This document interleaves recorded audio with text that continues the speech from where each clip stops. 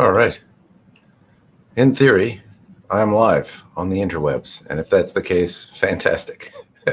I am going to be, well, it's been a minute since I've done a live, but the basic gist is I plan on going over a few pieces that Swordis sent me from Shadow Dancer. And before I do all of that, a couple things to note.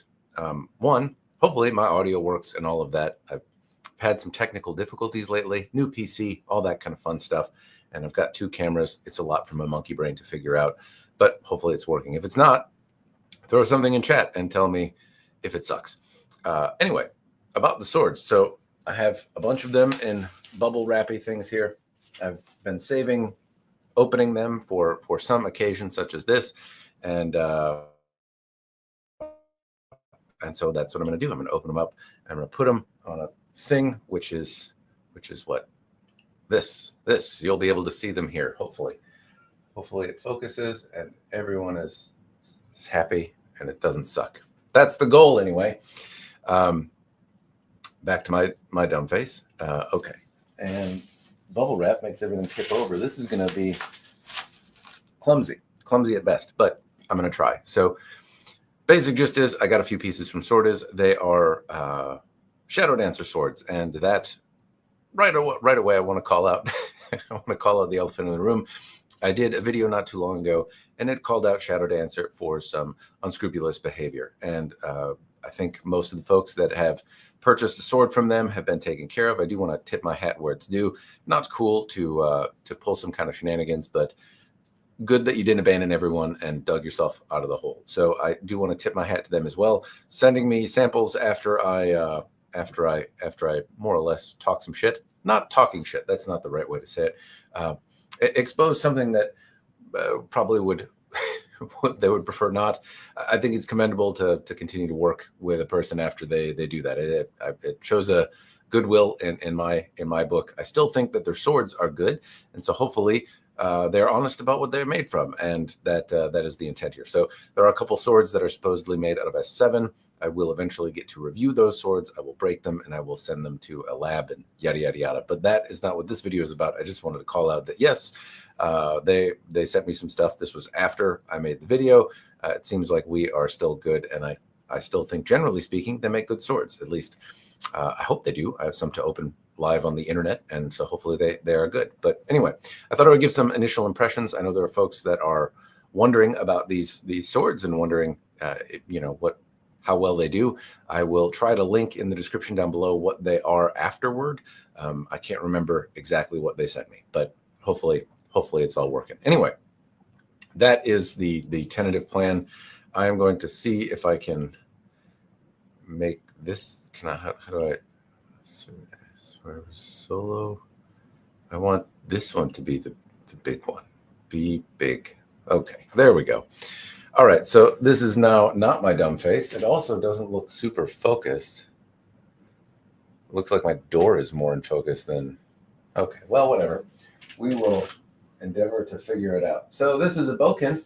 This is Swordford and Sam's bokin. I've been doing some practicing with it. It's quite nice. Before I talk about other stuff, though, actually, let me pull back my dumb face here and talk about the first one. So, incidentally, I will try to answer questions in chat if they come up. Hopefully, I suck less at chat. As long as there's not a lot of people in here, I should be able to answer questions. But this video was primarily to do some first impressions of these swords, but I am known to go on tangents pretty easily, so don't mind doing that either.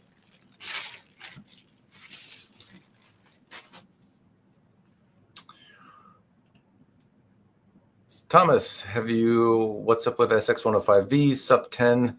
Have you pushed either of these to failure? I honestly don't remember. I want to say I've done an SX105V from Cloudhammer at some point. It will be in one of the videos I have about Cloudhammer. I think I've tested both of them. I have seen examples from them, but I want to say I sent them back, and I tested, I believe, SX105V to failure, and it was fine. I want to say, from what I recall, it held an edge reasonably well, and and then broke. I can't remember exactly how it acted. It didn't strike me as anything that was insufficient for a sword.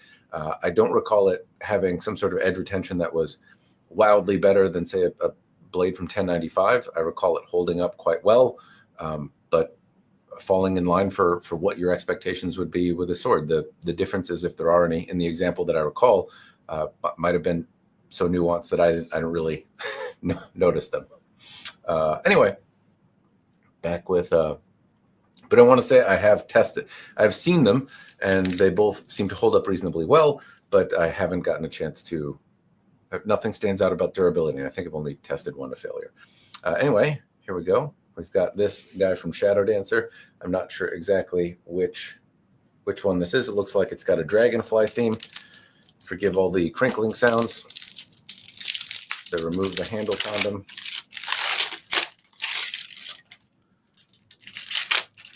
I've never actually practiced with the stuff on here. Ito. This is one without their Hishigami, so there's no Hishigami here, and the Ito is, I would say, generally pretty good. I can push it if I push really hard, but it's not really displacing very much. So Ito feels nice and tight. The transitions, in terms of how they wrap them, are pretty good. There's like some weird staining. I don't know if it's going to show up here particularly well, but there's like a line that runs, and it's not a seam. Anyway, interesting looking. Ishime Saya. I'll put this on the sword cam in just a minute. And then, oh, my hands are going to get all goopy. So this, the way they wrap them seems to do a pretty good job of keeping the blade free of rust for the delivery over to the United States. I'm going to set this on the thing behind me. I don't know.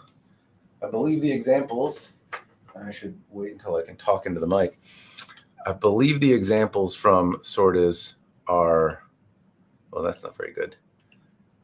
How about other guy being big head? No, I totally know what I'm doing here, guys. Edit, so no, I want, there we go. Hey, there's the big one. This does not seem particularly clear.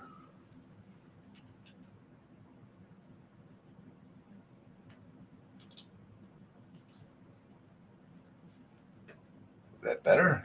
No, doesn't seem better.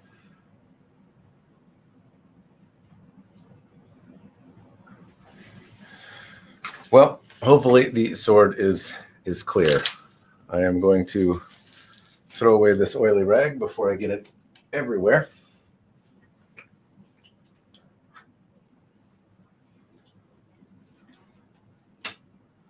So the first one is a Dragonfly themed blade. I'm not sure exactly which one it is. I probably should have tried to remember before going live on the internet, but that's just how I do. Generally speaking, I think it's actually pretty handsome. I don't, I'm a fan of swirly Mitsudomes over anything else. However, generally speaking, this one looks nice. It feels nice. I'm glad to see that the folks at Shadow Dancer haven't been slouching when it comes to the fit and finish side of things. They're still doing a pretty solid job here. Feeling wise is not going to help you if you can't see me. I'm still figuring out how to do this multi-camera thing. Generally speaking, though, this is quite nice. I can't say that I mind it. It's a through hardened blade. I don't remember which steel this one is made from. Maybe it'd be fun to explore that so that we can figure it out together.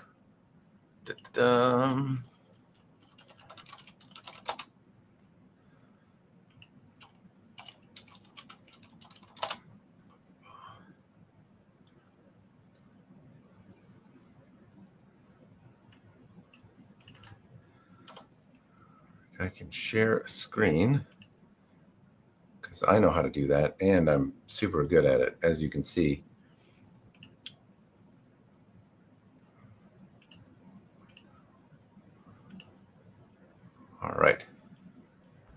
So here is the Swordis site. The folks at Swordis sent these my way, so I will go to the site here to look for them. This one looks like it.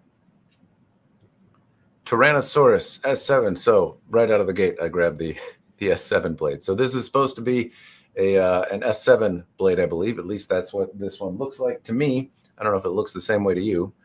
And supposedly I will have 2 of these swords. Now, worth calling out, I have tested what supposedly was an S7 blade from Shadow Dancer in the past, and it was the second most durable sword that I've personally tested. So the most durable sword I've ever tested was the Cloudhammer S7.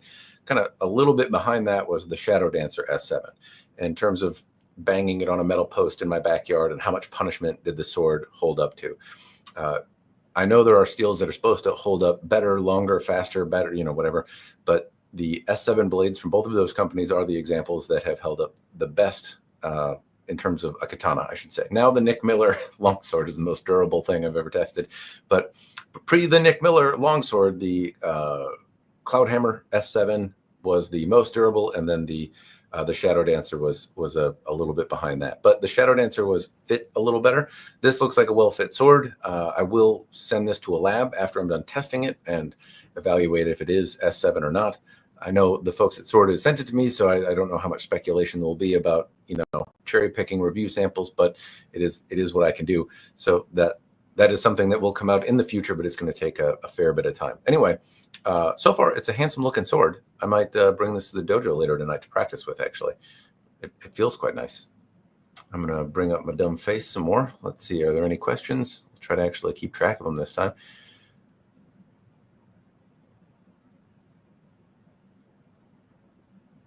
I looked at those a few times, almost ordered it. What stopped you? What stopped you from ordering? All right, there's one.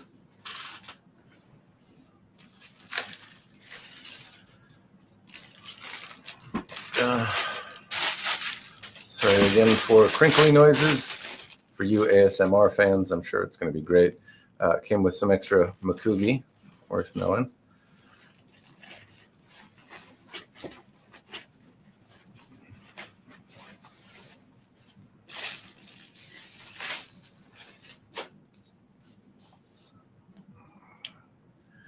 All right, this one has a... This camera's working too hard to focus on my dumb face.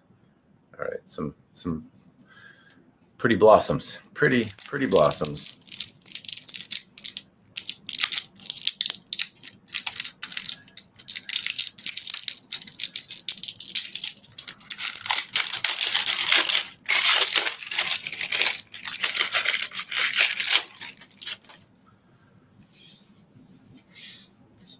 Don't hit the ceiling. Ito, actually a little tighter on this one. It's not moving around so much. It doesn't feel like maybe there's Hishigami in this one. I have to look. But whatever's in it is a bit tighter. Same kind of Ishime saya. They do a pretty solid job on the saya, and they thin out a little bit. They're not as kind of bulky as some of the other saya, I feel. And this is the downside of unboxing swords while you're trying to do live internet content, is they are oily and your hands get all oily. And I don't want oil rags all over my carpet, because my wife totally won't get mad about it. Anyway. All right. So this is an Unokubi Zukuri. Looks like a through-hardened blade. Let me put it up on the old sword cam here. Hopefully this is coming through. How's the focus on this? Stream-wise, it's tough for me to tell, but hopefully you are seeing it clearly.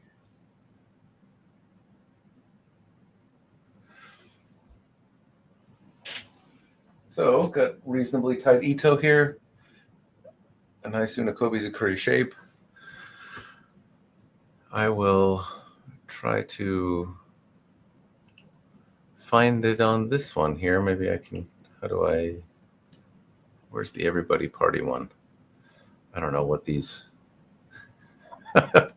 I'm clicking buttons and it's kind of working out, but hopefully it is a quasi intelligible stream.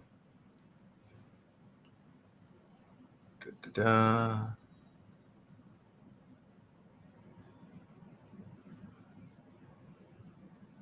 I don't see the same Suba here.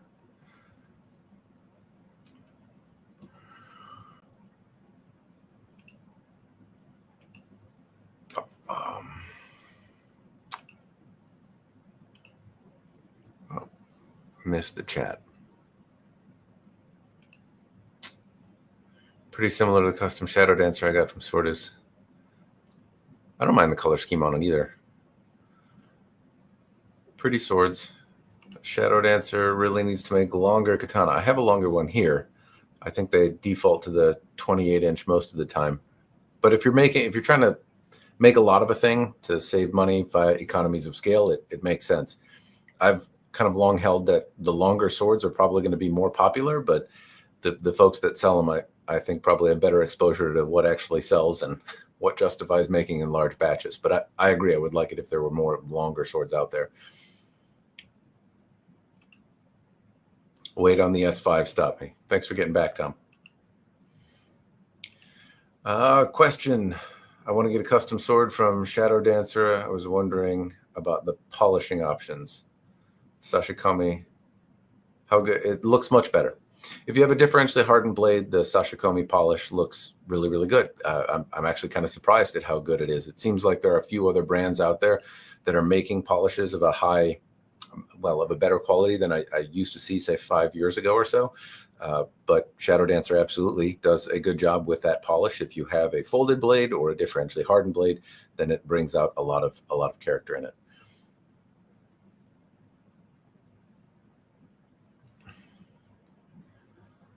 Pretty. I look pretty. Thank you. My receding hairline is bringing all the girls to the yard. Bad analogy. I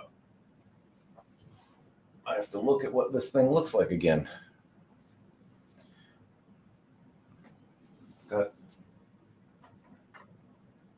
I don't see the Unokubi Zukuri blade here.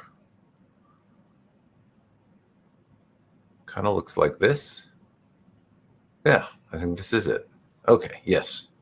So this guy is $228. Unokubi Zukuri 9260 katana. Bam. And for the $228,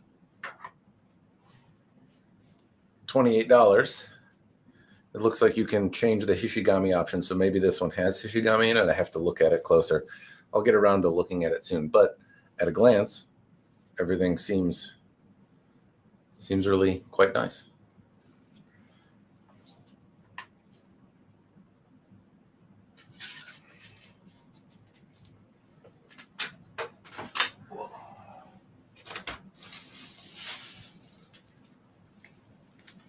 All right.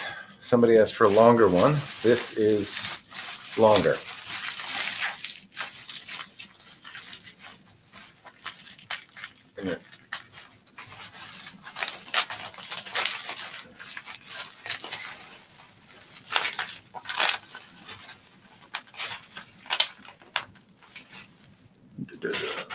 Trusty unboxing knife.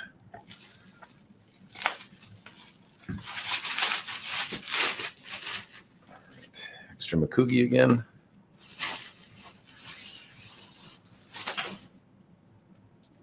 All right, so I don't think this is going to fit on the frame the same way, but we will find out. I think this is the Nodachi.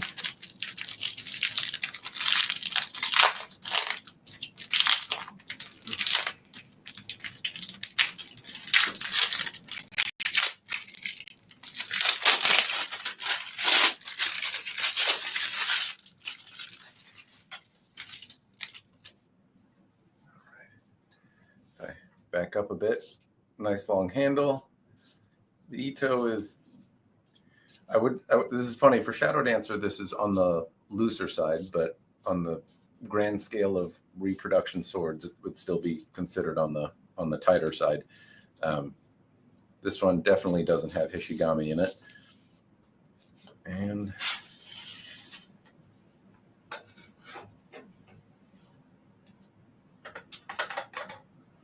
remove the oil again. Okay, this one I can already tell has an etched on Hamon.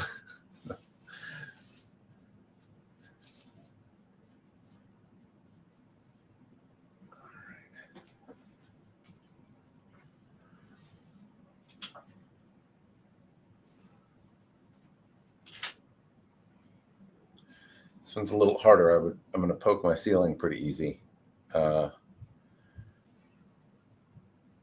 not sure what you guys can make out, but it has an etched on Hamon. It's pleasant enough looking.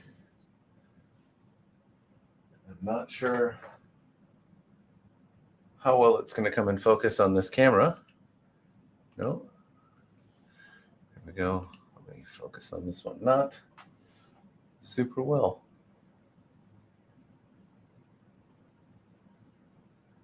I can go more this way. All right, well, it kind of gets in frame. Watch, it's going to biff over. I'm going to have a hole in my wall in just a second.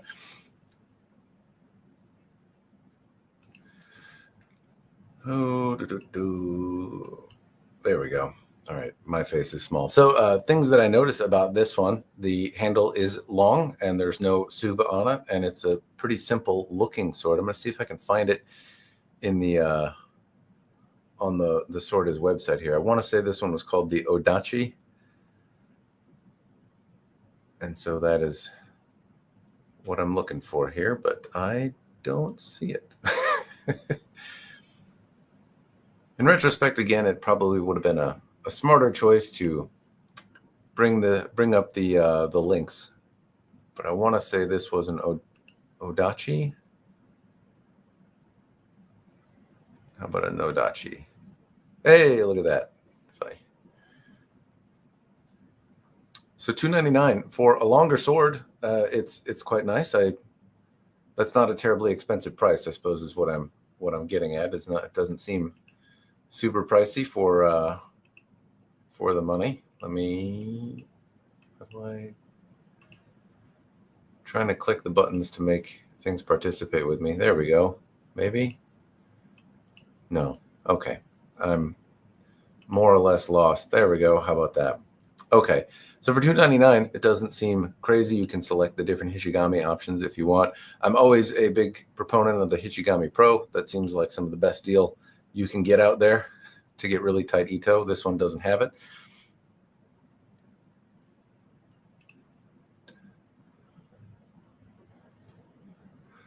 Struggling to get it all. I think that's a dick joke. Not sure, but good on you. Well done. Get a wide angle lens. That might help. But I'm not trying to give you a seminar on how to film pornography correctly. I am trying to talk about swords. But this guy right here, I think, is nevertheless a handsome sword. For the money, for $300, you're paying a little bit more to get the long sword on it, is what it kind of seems. I'm not super thrilled with all of the features here. An etched on Hamon doesn't do a lot for me personally. It's okay, and if you're looking for a longer sword to swing around, then it doesn't strike me as a bad deal. But if I go on the Swordis website, there's other stuff on here. I think they called it a Nagamaki. Maybe not. Anyway, there was a longer sword from Shadow Dancer, and I don't know if they sell it on the website here or not, but it was a Nagamaki, I think is what they called it, but it felt more like an Unokubi Zukuri Okatana a little bit. Anyway, it was a longer sword. It was a little bit more than $2.99, but I liked the features on it a little bit more. I thought it had a little bit more on offer out of the gate. Anyway, if your budget's $2.99 though, then I don't think it's a bad sword. At least it feels reasonably nice.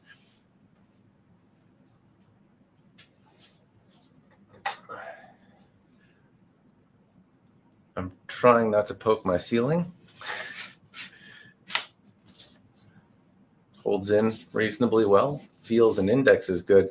I'm not sure about the handle, but that's something I will play with later.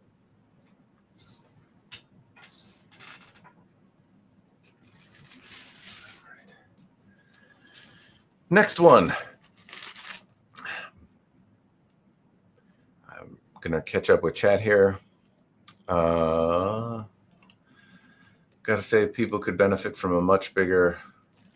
Most people could benefit from a much bigger katana than the standard length.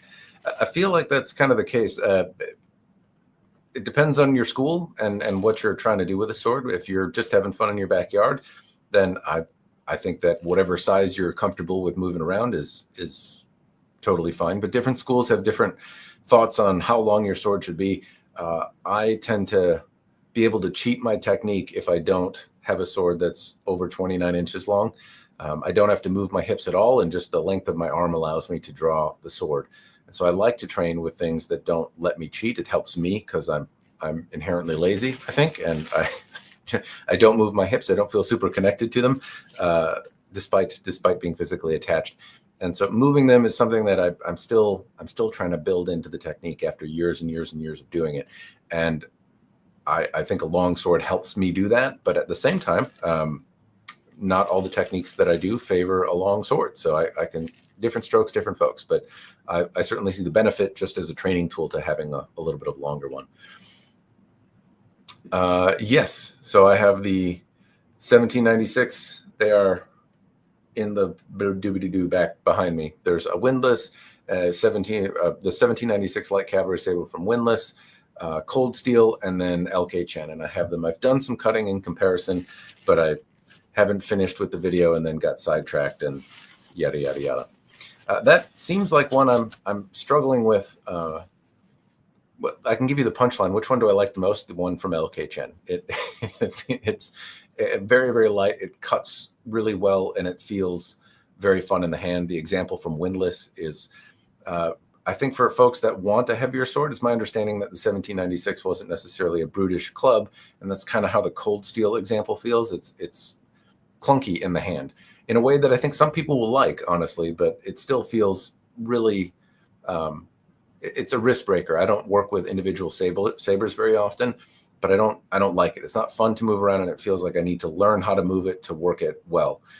The Windlass has authority in the cut, but but much more nimble. I still feel like I'm in control with it, and I feel like I can move it reasonably competently, despite not really training with that kind of sword. But I can still deliver a really authoritative cut. The edge on it isn't great. LK Chen, though, feels like a lightsaber in the hand. I don't know if that's how they're supposed to feel or not, but it feels like you're really connected to it. And that's the one I like. I don't know how historic it is, since this is supposed to be a replica of a historic model. Andy Delatrax did, I think, a little bit of a video on some of the comparisons. I have some stuff I can share about it when I make the video. So I'm not sure which one is the most historic, but I do like the LK Chen and Windlass. I think they're going to appeal to different people. The LK Chen, though, came out of the, very, very sharp. It cut really effectively. And it certainly is the one that when I had more targets after testing all three of them the first time I went through, the LK Chen got a few more cuts in. It was very, very fun to move around. Sorry for more crinkling sounds.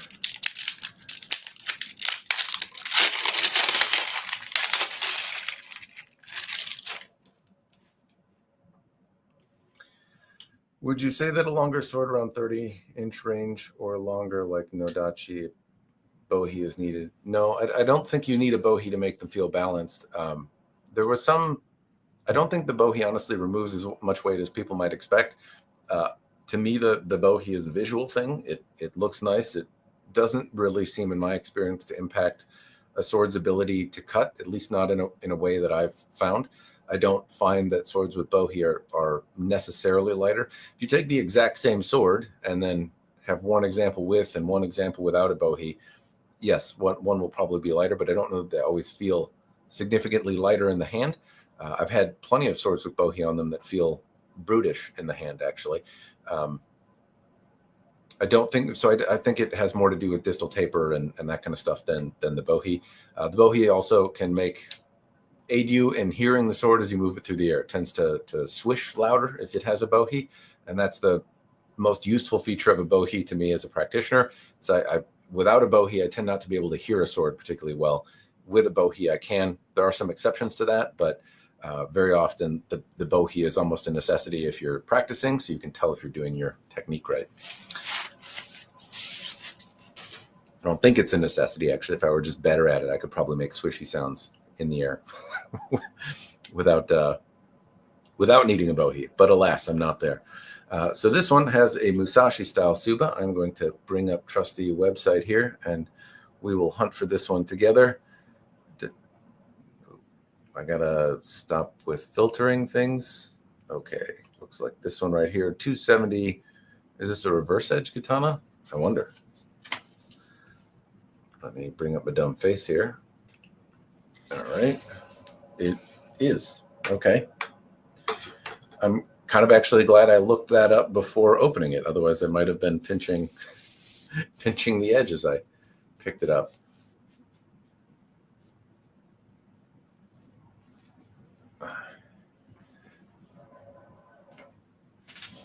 The oil that they use is like a mineral oil. It doesn't smell super machiny. All right, so this one, I don't know if it's going to come through on the camera super well, but it seems like it is differentially hardened, and there's a pretty hamon under there, but it's kind of subtle. I don't recall cutting with one of these before. I know Rurouni Kenshin, I think, is the anime that has, or live action, I don't know. So I know there's a prominent character in media that uses this reverse edge thing. I don't recall playing with one before. The Ito feels like it doesn't have Hishigami in it and is loose for Shadow Dancer, but tight for most of the market. It doesn't feel like it's going to come off right away. It has what looks like a very sharp edge and makes me nervous. Like I'm gonna do something dumb because I'm not used to using swords like this. But a reverse edge, what's it? Sakabato? Anyway.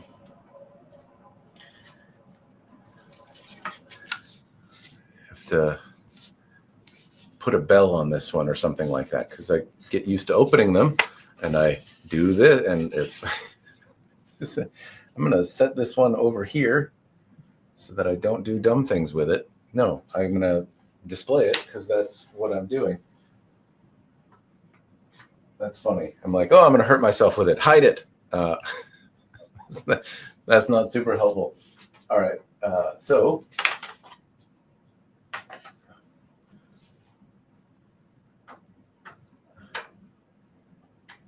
it doesn't sit on stand particularly good.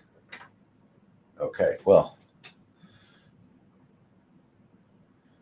you know what? You can kind of make out in the light here a little bit of the hamon. It has some charm.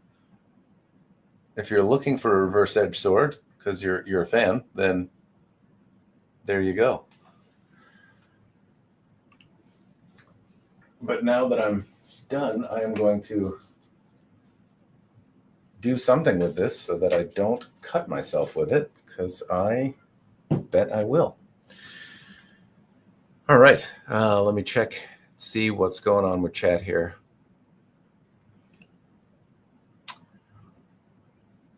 What did you prefer for Tamashigiri, Evolution Blade with Bohi or CS Tori XL Light with Bohi?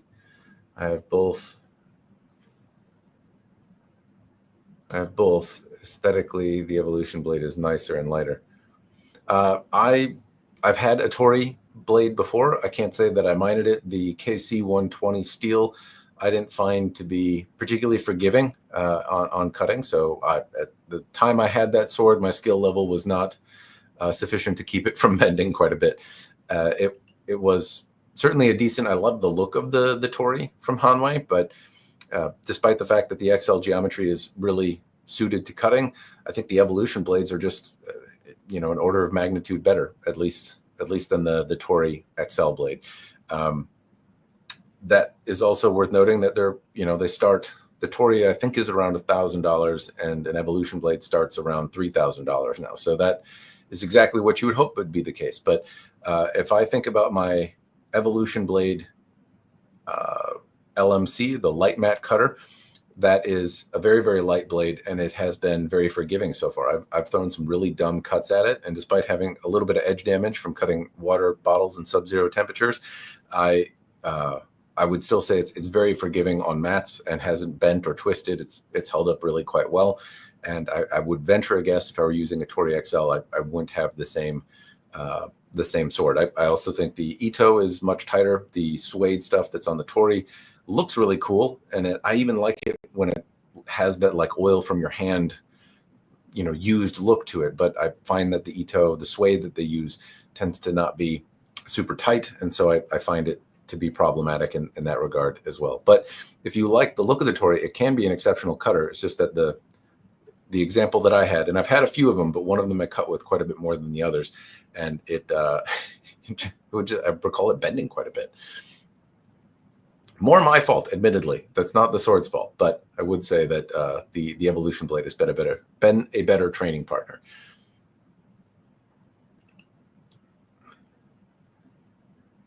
I don't know if I'm going to bring that goofy one. I might bring some of them to class. I am going to try to go to class, though, so hopefully I will be there. All right. A blunt sword is kind of a funny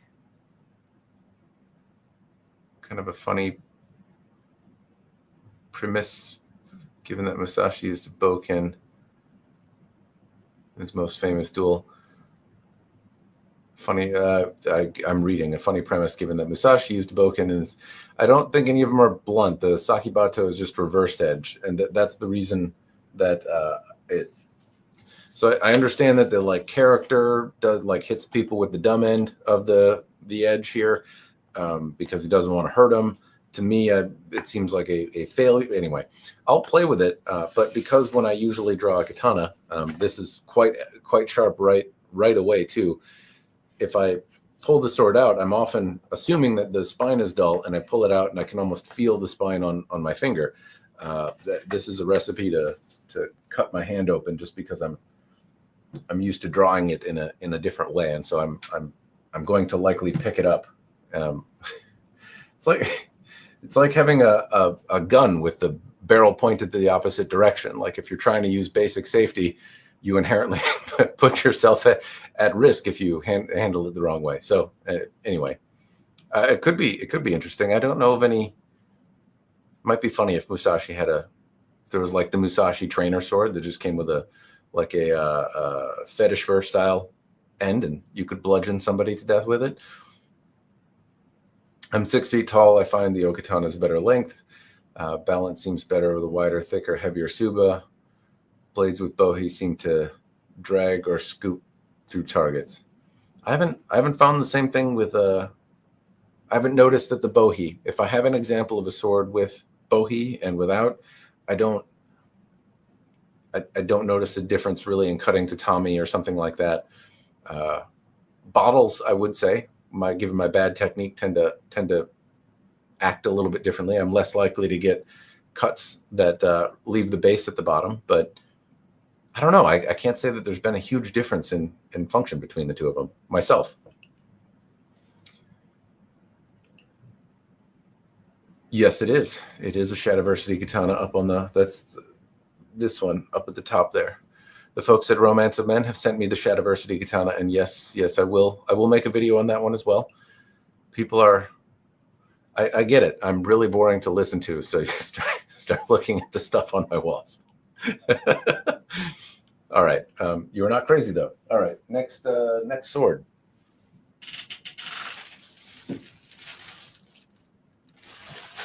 Don't tip over. Two more. One of these will be a second example of the Tyrannosaurus katana, the S5 katana. I asked for 2 of them because the last time I tested one, it held up really well, and it would be nice to have a living example of the one that I don't break and that is strong. so that I could test it for like a long time and see how it holds up to repetitive use and that kind of thing. But that's not what this one is. So I've got this guy right here, the Suba. Let's see if I can get it to come through. It's a pretty Suba.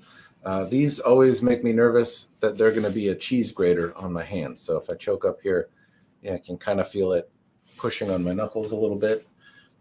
Pretty as it is, I don't know that I'd walk away unscathed from using it. I'm going to look on the old website here. We're going to find it together.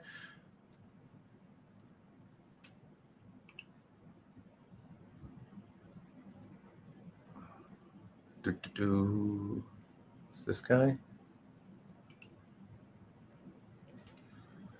That looks like it. Winner, winner, chicken dinner. So this one feels like it's got Hishigami in it. So $210 is the price that it's saying here, but that's not 100% accurate because this one has Hishigami and those are a $30 or $60 upgrade. I would always recommend the $60 one. I've had pretty good luck with it. All right, dumb face again. So the Ito feels exceptionally tight on this one. I can barely move it if I push it around. All the transitions in all of these swords have been pretty good so far. This has it's less Ishime and more of a splatter pattern, but again, still well-shaped. This is supposed to be a 1095 differentially hardened blade. So I will have a hamon to show you in theory once I get this rag off.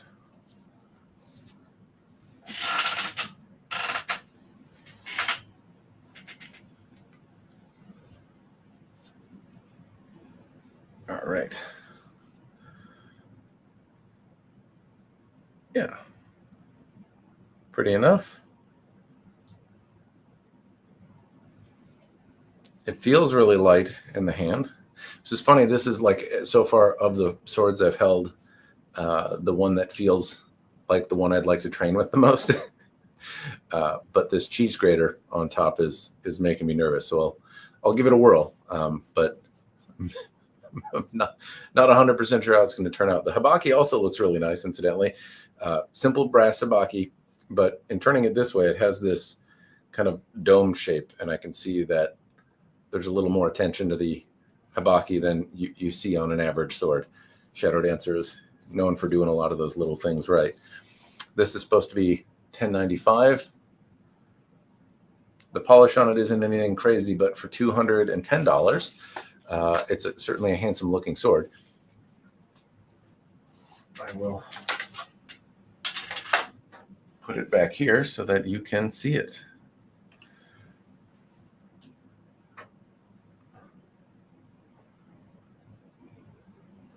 Oh, you can kind of make out the hamon a little bit. So this one is $210 with the Hishigami Pro. It'd be $270. It reminds me a lot of one of the first swords that I got from Shadow Dancer, which was a 9260 sword, and it did everything reasonably well. It was just a little bit less expensive. This is a differentially hardened one. It doesn't have the high-end polish on it, though. So I want to say the polish, there's a different one that I reviewed a few years back, and it was over $400. But it was a 1095 blade with a pretty polish on it. And I was surprised by the polish. So if you want a sword like this, but want a little more spit shine on the polish, I've had one like that in the past, and I thought it was really very pretty and handled it quite well. But this one feels really nice in the hand. So if you are looking for something that handles a bit like an Iaito, it's heavier than that, but it feels something like that. Otherwise, general stuff, all of these have had pretty good transitions. The examples that I suspect come with Hishigami are quite a bit tighter. This one, I'm guessing, is Hishigami Pro because the nod, well, it feels very, very tight. It would be my guess that this is a Hishigami Pro example. And so if you're a practitioner and that is an important facet to you, then Shadow Dancer is among the folks out there that can offer some of the tightest Ito on a budget sword. This is under $300, and the Ito feels pretty solid. I would venture, I guess it's going to hold up for a while there. All right. Let's go back to chat.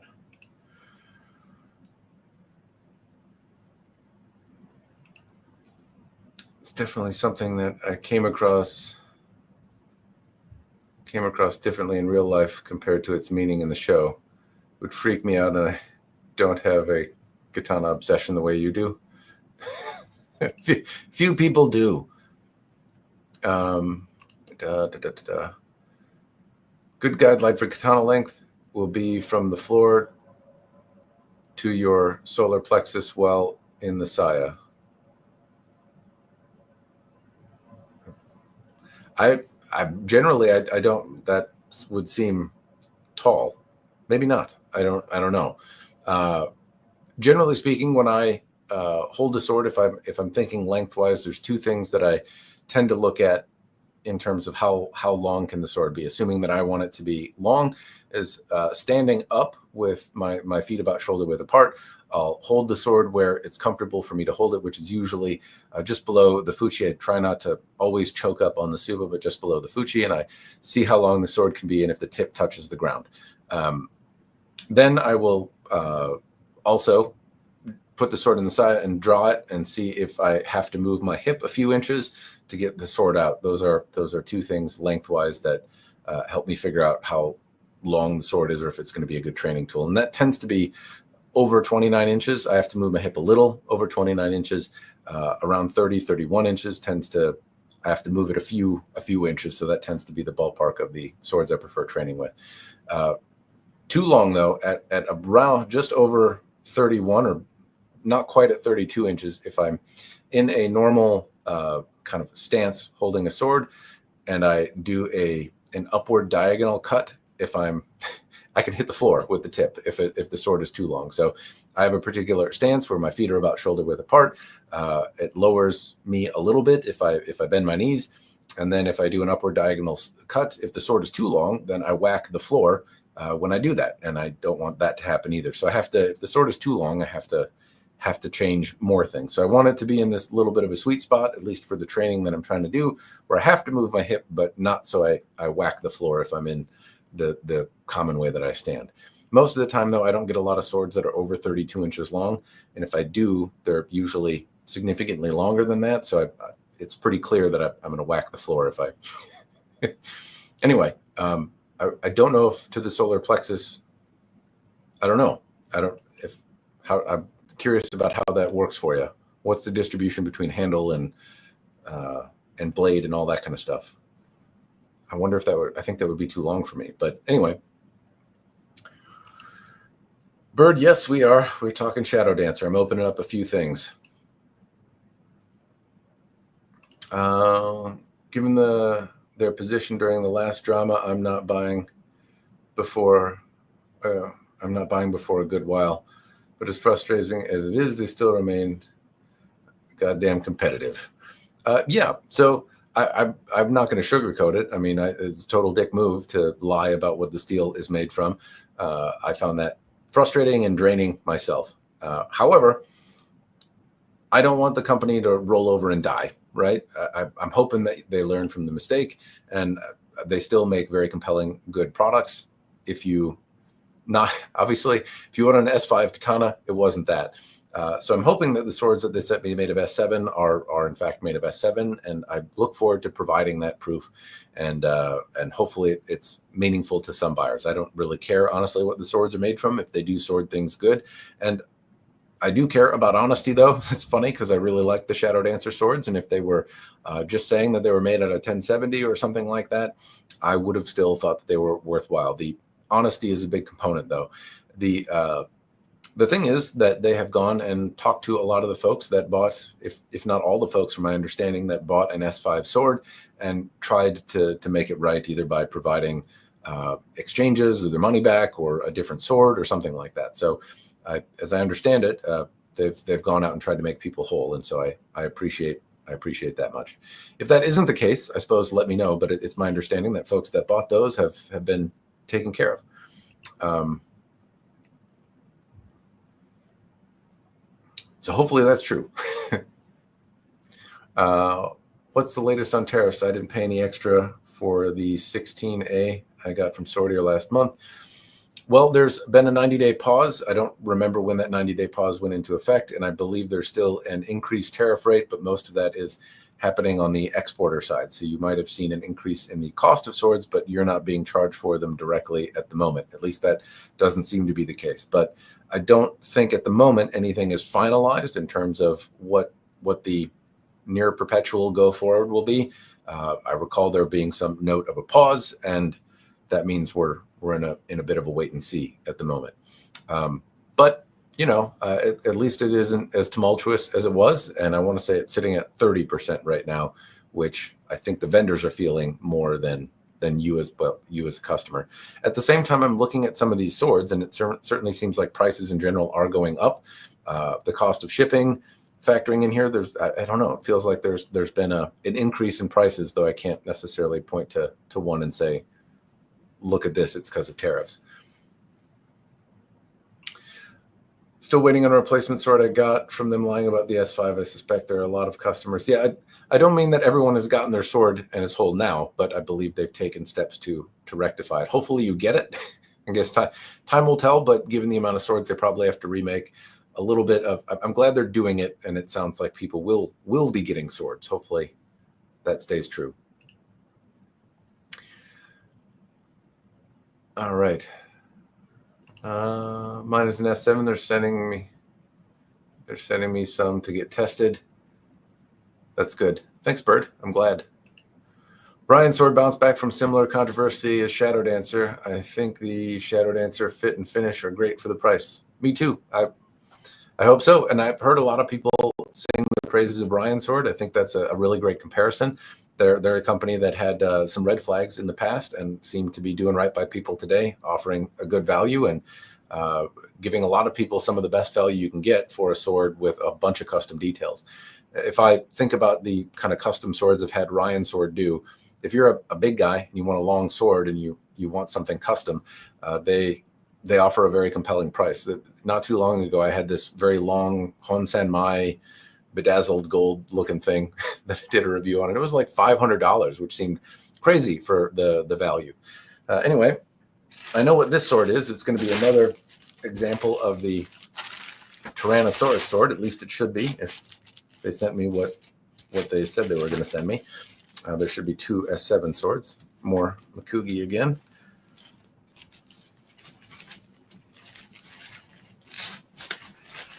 Da-da-da.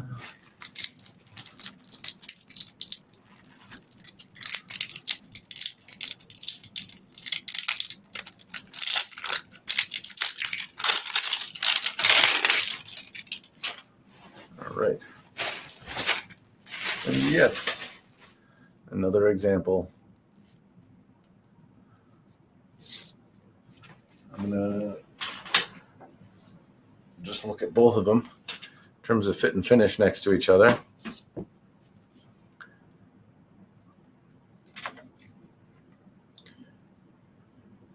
Reasonably consistent. They're still, there's a little difference. You can spot the handmade nature of things. There's slightly different shapes. Which one did I open all the way? That one. All right.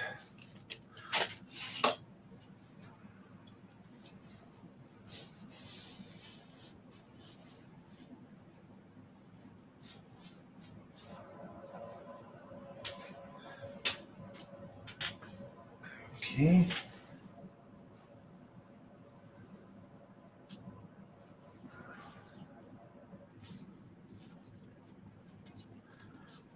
Reasonably tight. This one doesn't feel like it has Hishigami in it, but it's still reasonably tight.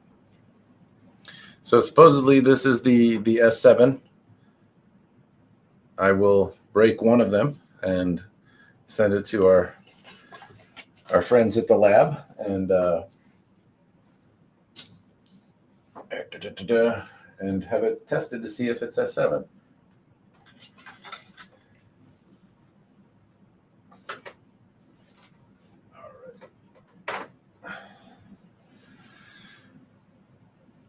Focus on these guys. You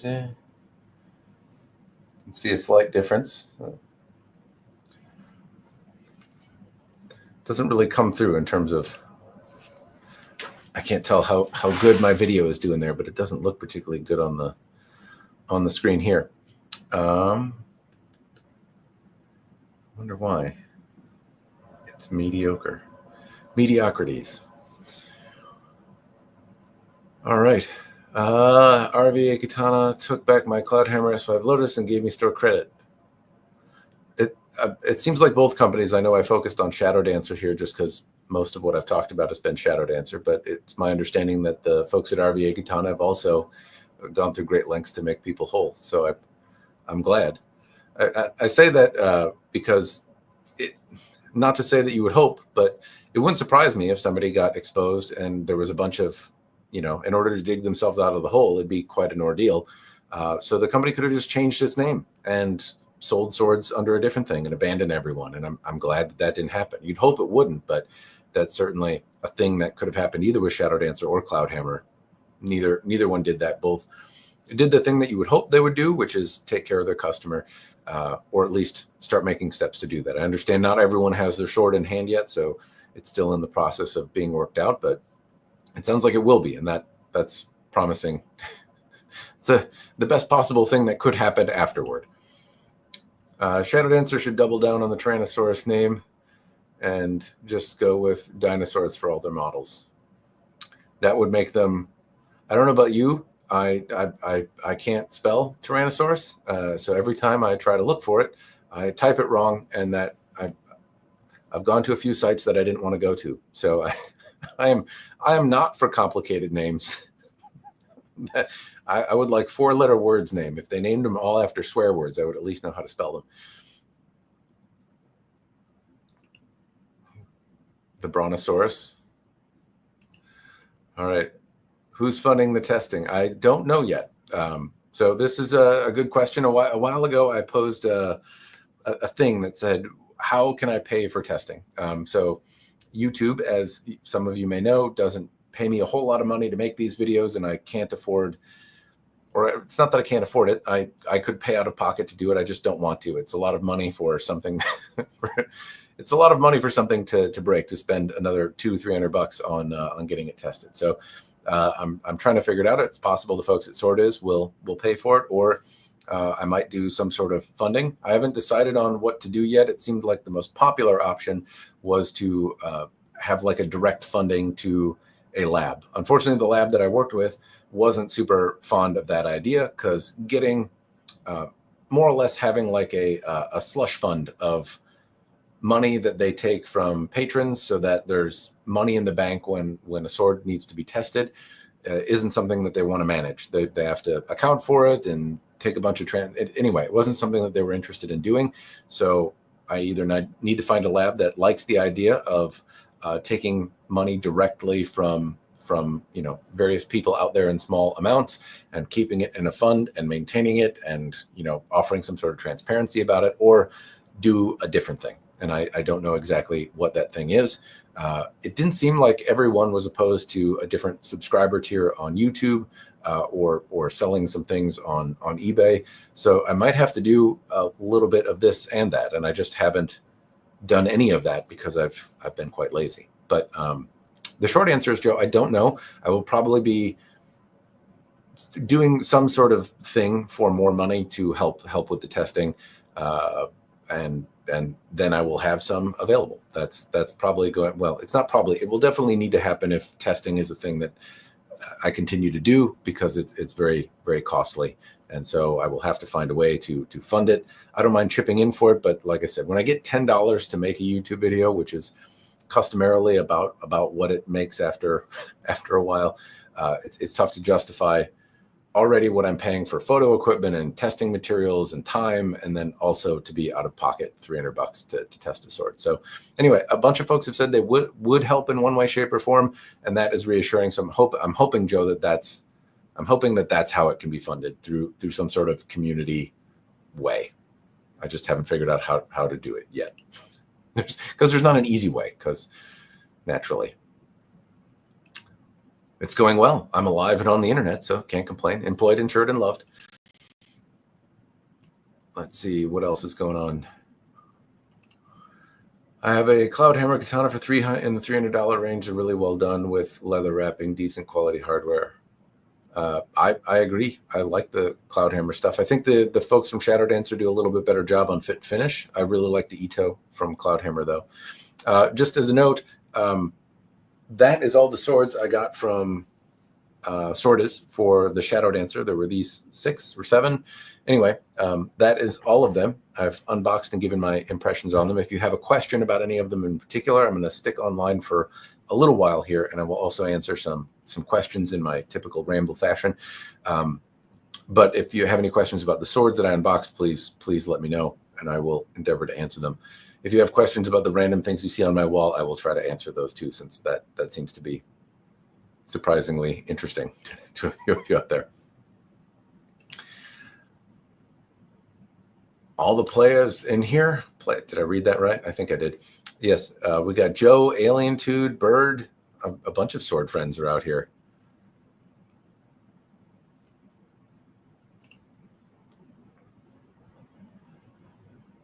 IIA test for $200.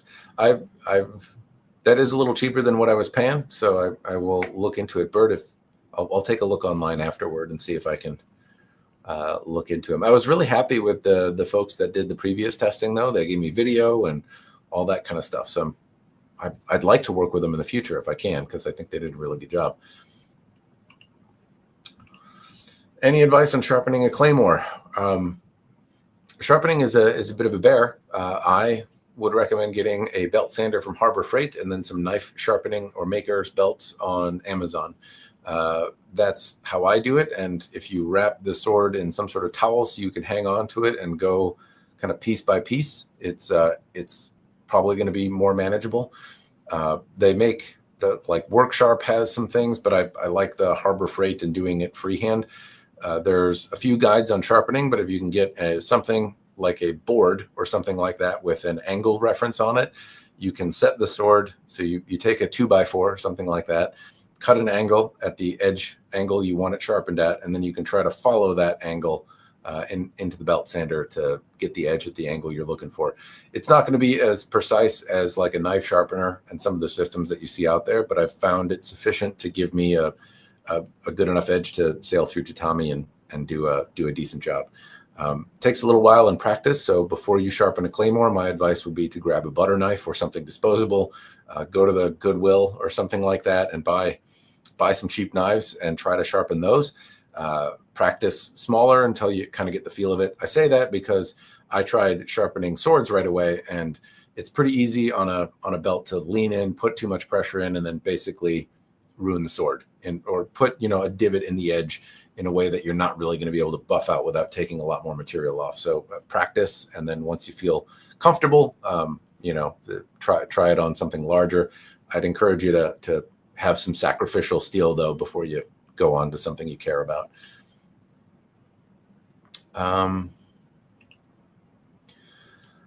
The folks at Swordis.com would be the ones to ask about that. I don't know in terms of Europe where they can sell, and every country in Europe seems to have slightly different rules on what to do. I know like Italy doesn't allow you to import katanas, and the UK has got their own rules about things. So I don't know. I imagine it's going to be dependent on where you're located. You'd have to talk to the folks at Swordis to see what they offer in terms of Europe. What's your go-to cutter for Toyama Ryu? Honestly, my go-to cutter is what I'm testing.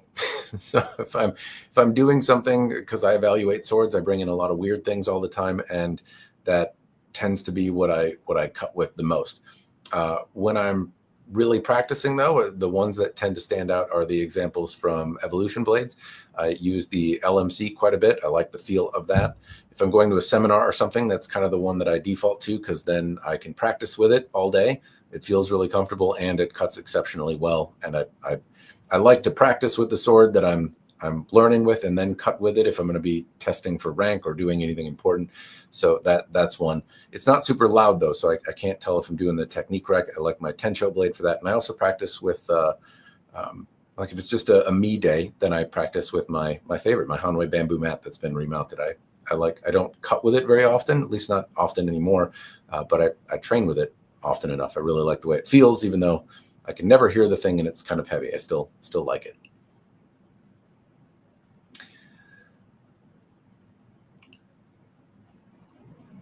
Good to get you via live thing. I love to check out your videos. There's more cool stuff coming. Incidentally, I could use your help on maybe some fittings for something swirly and Mitsudomi on a sword project I've got coming up. I have need of mounting some more swords, and I've got a fever, and the only prescription is more swirly Mitsudomes. So I will ping you. But if I can get you to noodle on some swirly Mitsudome fittings for me, I'd appreciate it. Incidentally, Bloodline Custom Katana, they make cool katana related things. They did the Suba for the Moonlight Spirit katana that I had made a while ago. A really cool looking Suba that they took historical inspiration from, or tried to recreate a copy. But anyway, cool katana fittings from these folks if you're interested.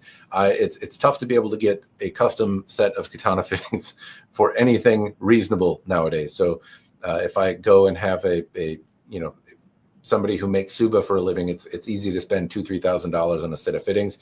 The folks at Bloodline can not that they are inexpensive, but they can be a little bit more affordable than that. All right. Given that there are several reviewers in chat, do you think there's a chance to make a Balor Arms start selling their stuff in Europe? I don't know. That's outside my wheelhouse. I can imagine it's a giant pain in the butt to do that, though, because there's a bunch of different import laws and stuff like that would make it a bit of an obstacle. I don't personally like sending things to Europe because it's risky. I'm always worried that they're going to get confiscated or something problematic to do there. I didn't know that Cult of Athena didn't sell their wares to Europe. I was under the impression they did, but if they're not, then I don't think I would have sway. I think you need to petition your government to let everyone know swords are cool and they should be fashionable to wear again.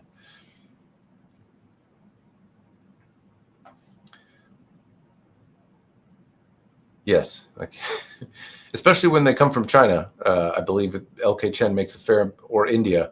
It would be potentially easier to sell them differently. I don't know if there's like a distributor in Europe that Cult of Athena could work with, but that would be an idea.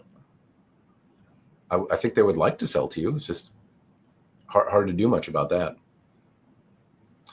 Oh man, I am bad at chat.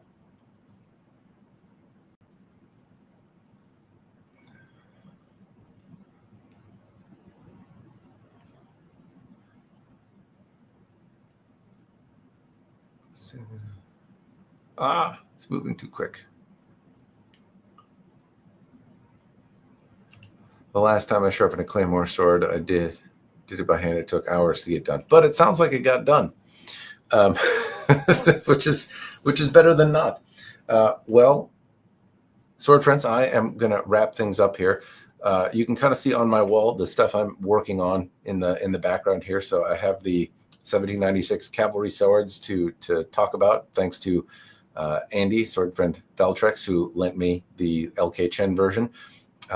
So I have a comparison going there. There is an example from Fidestazon, a longsword back there that I'm working on, and then we have a Ronin katana example there, and then another example from Swordier. And I was honestly thinking I've had enough of these longswords that maybe I should do some sort of longsword comparison with a few different ones, because they seem very similar in length and shape and size and all of that kind of stuff. Then there is the Type 18C from Swordier up at the top here. I'm working on a video there. I happen to own an Albion Mercenary, and I recall there being a little bit of controversy with Swordier recently and intellectual property. So I have the Albion Mercenary. I have that. I did a brief short on it for members, I think, but the punchline is visually looks very, very similar. In feeling, it feels a little bit different. They do feel very similar, though, and it strikes me more of not an exact copy of the Albion Mercenary, but it's certainly very similar. There are enough differences, though, where it feels different. And if you're a buyer saying, well, I want a sword like this, there's still, I think, reasons to buy an Albion Mercenary over the example from Swordier, but Swordier has made a very compelling sword. Of the European swords that Swordier has made, that Type 18C is my favorite of the examples I have seen from them so far. And I've seen a few of them, and I like most of them, but that one certainly is absolutely a wonderful sword. And so it's unfortunate that it's mired in a bit of controversy, but at the same time, I like the sword a lot, but I also really like the Albion Mercenary. Anyway, I will do a video on that. Above that, I have an example from Jayco or Sino sword. Then I can't remember what the other one is up there. Oh, that's one I have to sell. I haven't gotten around to listing it. And then the Shadiversity of Katana from Romance of Men.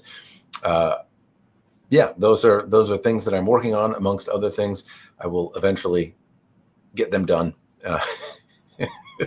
But oh man, the balance between when you make YouTube content, if I'm not in the mood to make content, then I can muscle through it. However, you don't want to hear it. It's not fun to listen to some depressed guy talk about his favorite hobby, being sad and mopey or not in the mood to make it. So the balance of finding the time where I'm have the energy and mood to create content, energy being the one that's more of the problem than the mood. I'm usually interested in doing this, but the energy to do it, the weather permitting, and like the alignment with technology has been a bit of a pain lately. I have not gotten as much content done as I would like, but I am working on them. I've got some other stuff. I will also probably release another video later today about a project. Some of the member folks out there have already seen it, but that one's done. I do have another video of another project, which I can sneak peek if you're watching here. And that is this one here. And it is black on black with some blacky black. And it's got, I'm not sure what's going to come through here, but let's see. Don't focus on my face, camera. All right, just nothing. We're not going to focus on that. We'll skip that.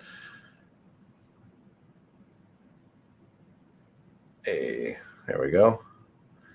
Some antique fittings, some leather wrap.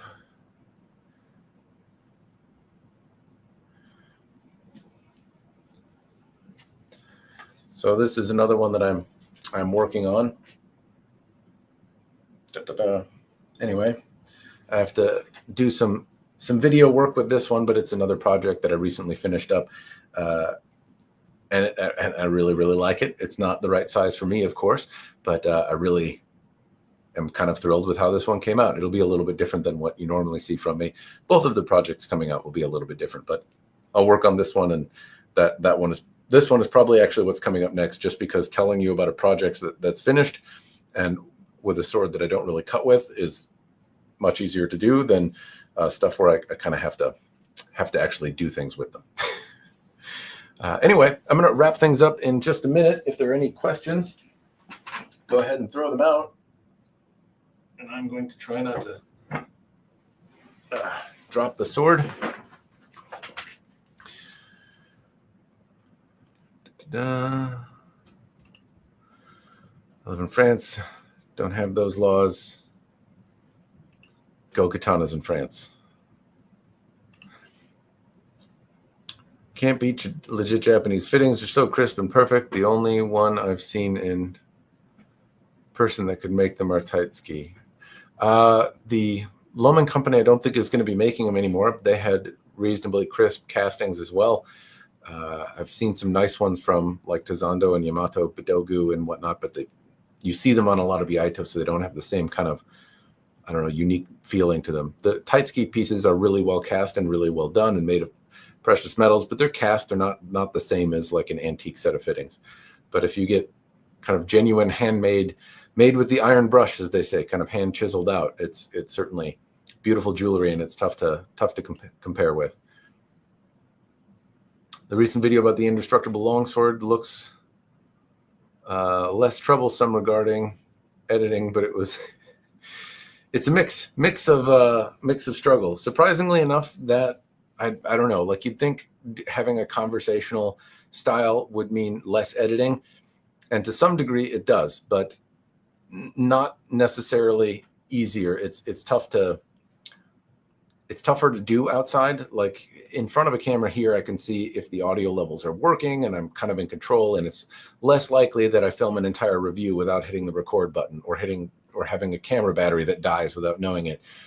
So it can be. Honestly, it's harder right now just because it's not something I do very often, and I'm still getting used to it. But it does make things, I don't know, it's something different. I'm always trying to improve, and people seem to like it. So I'm going for it while I can.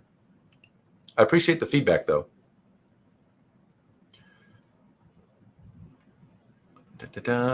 All right, I think I've got most of the questions here. All right, I think so. Anyway, all right, sword friends. So I'm going to wrap things up. I appreciate the folks that joined me today. I know it was unplanned and impromptu, and hopefully it was interesting. I will try to work out this camera cam a little bit better. I think there's something here that is worth doing. If I can get it to show up and actually not look like butt, I think it will be pleasant. It's a little weird to like have two cameras and have it within distance where I don't have to get up and move around too much, but I think there's some possibility here for fun sword related things if I can figure out how to make it work. Anyway, that's what I've got for you, sword friends. Again, thanks for joining. Cheers. Thanks for watching.